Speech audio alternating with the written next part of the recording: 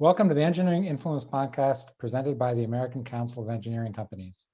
Earlier this week, ACEC released our latest private industry brief, which provides practical, detailed information and targeted market insights on key AE private sectors. This issue is the 2021 Mid-Year Economic Outlook Update and overflows with data and insights about the current state and future prospects of the national economy and the engineering industry. I encourage you to read the report. It's available for free download on the ACEC website, and there's a link in the show notes. To dive a little deeper into the numbers and analysis, Erin McLaughlin, ACEC Vice President of Private Market Resources, joins us on the program. Thanks for coming on. Thanks, Jerry. So one of the eye-popping numbers from the brief is that the National Association of Business Economics is forecasting 8.5% annualized growth in the second half of 2021. This is a huge jump from earlier forecasts. What drove that recalculation? Well, I think what really drove it was folks getting vaccinated and getting their vaccines and getting back out into the public, so to speak. So, in the second quarter of last year, in 2020, GDP declined 31.4%. So, it has sort of come up certainly dramatically since then. But as those who follow sort of economic news know, people are just getting back to normal now. And hopefully the Delta virus, will not impede that. But about 70% of our economy is based on consumer spending. And so the path of the virus and folks' comfort levels really does drive that GDP number. So it really is reflective of people feeling comfortable, going out, it's summer, going on vacation, eating out in restaurants, and sort of doing all of those things that we did not do during the dark days of the pandemic. And as you mentioned, the Delta variant, and do you see that as potentially causing a second wave that might put a damper on the forecast? It could. So we follow the NABE, as you said, the National Association for Business Economics. They do a panel. It's 49 forecasters. And that's really why I like it, because it's not one person's opinion or one company's opinion, but it's a whole bunch of folks' opinions. And, generally their biggest downside risks to the economy over the last year and a half have been around the vaccine, the spread of, earlier on the spread of COVID, and now possibly, a variant impacting us. But, so far it seems that our vaccine is protecting us from the variant. And so as long as we don't see that spike, we should be able to sort of continue with the same level of growth and activity that we've had, so far this year. And as I recall from your brief, one of the upside risks, I've always liked that, the upside risk is the infrastructure package. Yes. Getting passed. What's yeah. So NABE, when they survey their panel, they ask what's the biggest upside risk, and upside risk basically means, what could most positively impact the economy. And, they give a bunch of choices, and infrastructure spending is always one of the choices, but it's usually only gets, 5% maybe of people saying that would be the most positively impactful action for the economy. Well, this time it actually got 21% of the panel said infrastructure spending, and it tied for large stimulus for 21 additional percent. So, that's just really interesting. And for us, of course, as an industry, as an association, it's a great selling point, to the wider policymakers and the wider, influencers in the US and worldwide that, we're at a point where these macroeconomic forecasters think that infrastructure spending would have the greatest impact on our economy, and frankly, stimulus spending in general. So, it's very exciting. It's something I know that we've been promoting and talking about for a long time. So, fingers crossed that we actually do see an infrastructure package that results in the kind of growth that's sort of forecasted in the report. And even, looking forward to some significant growth, engineering has actually done very well recently. It has. Yeah. You want to talk about that? Yeah, so we track the census, which tracks all sorts of things beyond what we think of the census as tracking. Does a quarterly services survey where they track, our NICS code and how the revenues for architecture and engineering firms are doing. So last year, and we've been monitoring this very closely, last year we declined about 11%, and we're sort of flat during most of last year. And then we had our first rise in the first quarter of this year, and we rose 7.8% in Q1. That's the latest quarter that we have data for. So that's very exciting. We're up almost 8% after declining 11% last year. So that's really good news for our industry that the spending and the engagement of architecture and engineering firms has resumed. And so, this is very different than previous recessions. When we look at this sort of data point back for many years after our recession last time, it took years for us to really grow. We remained very flat. So this is just a different kind of recession. And so to see that kind of growth, really 1 year later is very encouraging. And then when you layer the infrastructure package on top of that, it should continue on in the coming quarters, I would imagine. I guess one sort of potential dark cloud on the horizon has been inflation, which has been sort of creeping up at times. In fact, in your report, you show that the price index for construction materials rose 17% year over year in May. Right. And so how's that going to play out with all this? Well, for our member firms, obviously, that are working closely with our clients, they know that our clients are really, really concerned with that. Cost estimates, that we work with construction teams to prepare, may not be playing out the way that we thought they were. And the price of lumber in particular has gone up very, very much over the last year and a half. And a lot of that is due to the boom in single family residential, and of course the price of steel as well.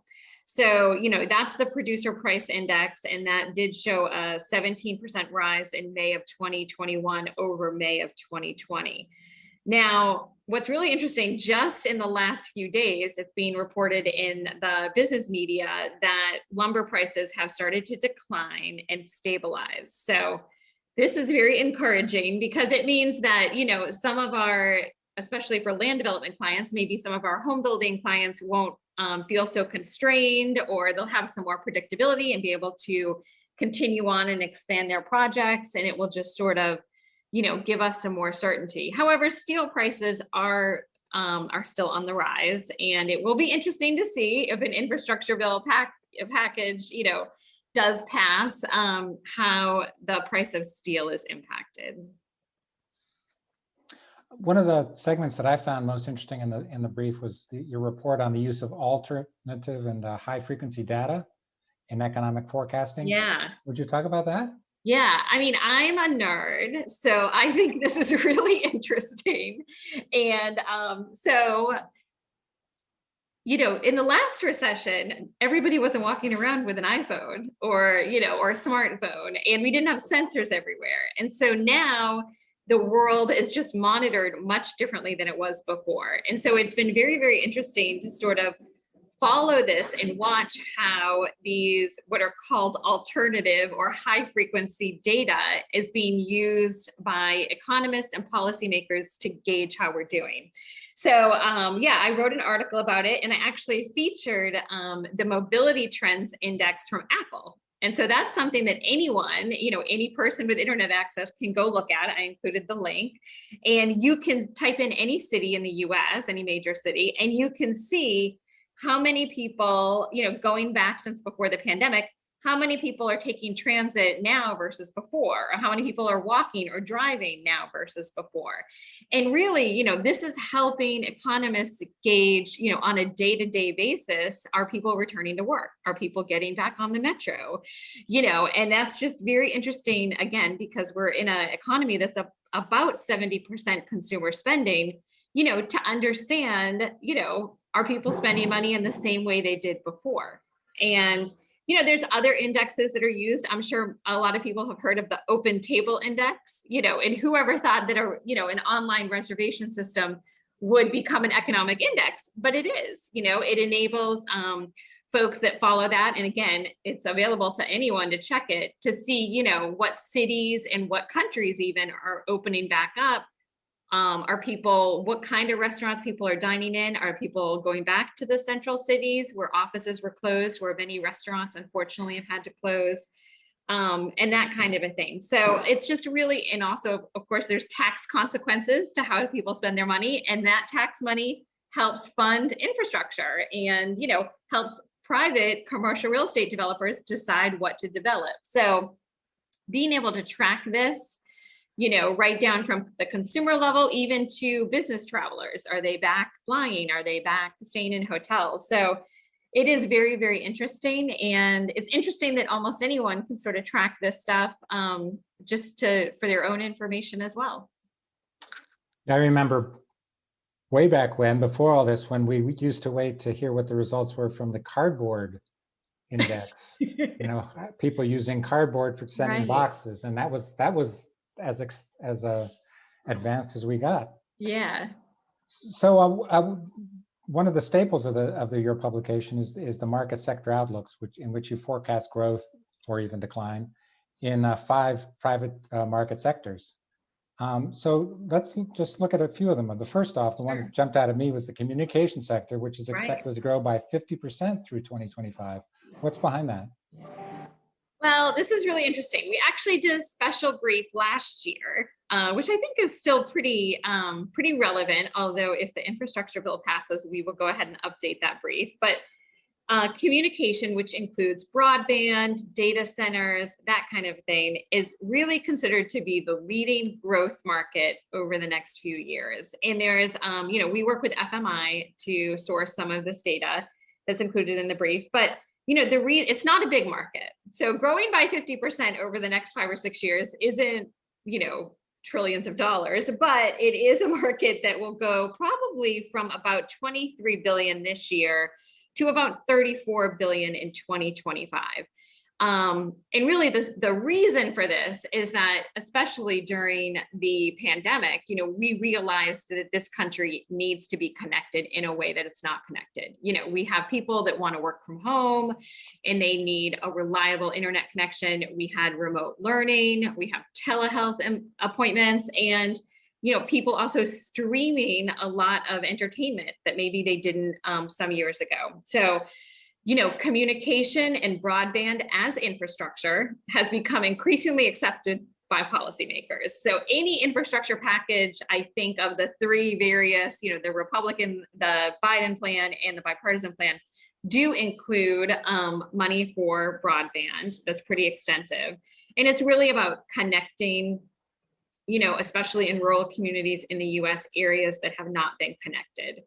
And this is a private market because most likely those kinds of connections will be done by local utilities, including, electric cooperatives that sort of electrified rural America 100 or so years ago. And it will be a very interesting market for our members. It was also the highlight of last year's fall conference panel that we did virtually. So I encourage people to check out the brief and to, connect with me if they have any other questions on that. And this is something we're definitely going to monitor very closely over the next few months. And whichever infrastructure bill passes, we'll give it a really hard look and communicate to our members of how that money is going to trickle down, which will be interesting and new compared to other utilities.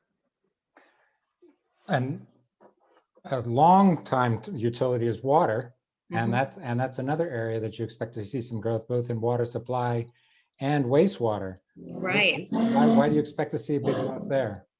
So yes, we do predict quite a bit of growth. Sort of wastewater about 39%, water supply about 46%. And I would attribute this to 2 main factors that are sort of being discussed currently. One is in the Biden plan and in quite a few of the infrastructure plans, there is the proposal to replace every lead pipe in America. And so they would take a great deal of money to do that, a great deal of work. And so, that's a huge part of it. And then secondly, which I know we're going to chat about and is featured in the report, is, we had a housing boom, especially a single family housing boom. And these new houses need water connections. And so the combination of replacing the old and then building the new and getting water connections out to folks' houses, could produce a lot of work. And then lastly is we have a water shortage in the western part of the US. We have drought conditions, and these are problems that obviously are not going to be solved overnight. But we're going to have to advance, and just thinking back to our awards for excellence, our engineering awards that we had recently, some member firms are doing such great work in this area. And, that's work that also needs to be continued to be funded and be done so that we can have, access to water throughout the US. You mentioned the single family residential market. I'd be remiss if we didn't touch on that, because that's been one of the strongest markets over the past couple, basically since mid last year. What's behind that acceleration, and how sustainable is it? Yeah, it is really, really a hot topic, for our land development folks. And of course, what I call our member firms that do community infrastructure, that design, as we just talked about, those water systems, or design K through 12, sort of to feed into those single family residential neighborhoods is really important. So, a lot of this started before the pandemic, and it's really the result of millennials. The oldest millennials are turning 40 this year. I know.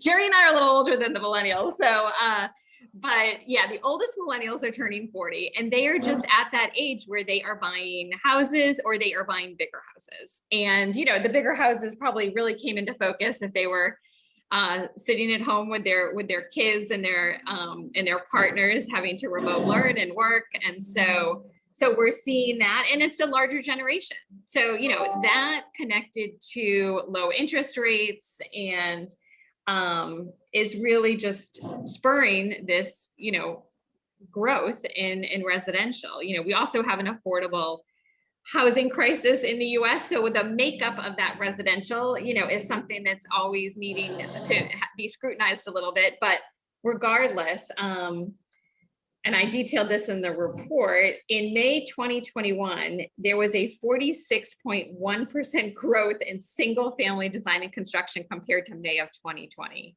So it's just a really, really big surge, and that is why we're seeing those lumber shortages. And so, is it sustainable? Probably not, because that is just such a rapid growth. However, is it a bubble? Probably not, because we have a population that needs homes.